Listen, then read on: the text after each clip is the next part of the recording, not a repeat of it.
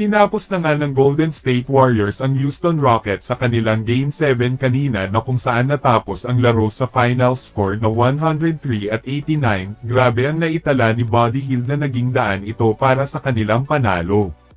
Sa first half pa lang nakapagtala na ito ng 22 points upang kunin ang kalamangan sa pagtatapos sa first half na merong 51 points habang ang Rockets meron namang 39 points. Naging tuloy-tuloy nga ang pamumuna ni Buddy Hield para sa Warriors hanggang sa second half, at sa mga huling bahagi ng laro na tumapos siya sa kabuuan na pinangunahan niya ang Warriors sa score na 33 points, 3 rebounds at 3 assists, kaya sa ginawa ni Buddy Hield ay malaking pasasalamat ito para sa Warriors nang dahil sa kanya nasungkit ang panalo sa Game 7.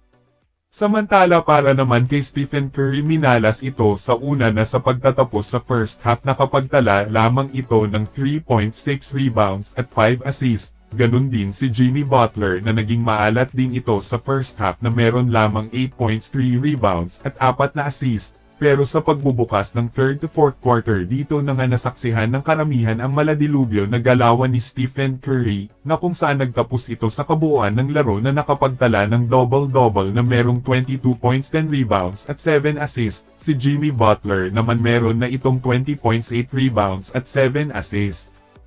Para naman sa Houston Rockets, inconsistent talaga si Jalen Green ngayong playoffs na nakapagtala lamang kanina ng 8 points, 4 rebounds at 1 assist sa kanyang 30 minutes of playing time. Nanguna sana sa kanila si Amen Thompson na merong 24 points, 9 rebounds at 3 assists. Double-double naman si Alperen Sengun na merong 21 points, 14 rebounds at 5 assists. So far official na ang Warriors na aabanti sa second round at makakaharap na nila sa susunod na araw ang Minnesota Timberwolves ni Anthony Edwards sa second round game ngayong playoffs. Sa kabilang dako naman sa labanan sa Eastern Conference sa pagitan ng Cleveland Cavaliers laban sa Indiana Pacers, na kung saan nakaisa agad sa panalo ang Pacers na talunin nila kanina ang Cavaliers sa final score na 121-112.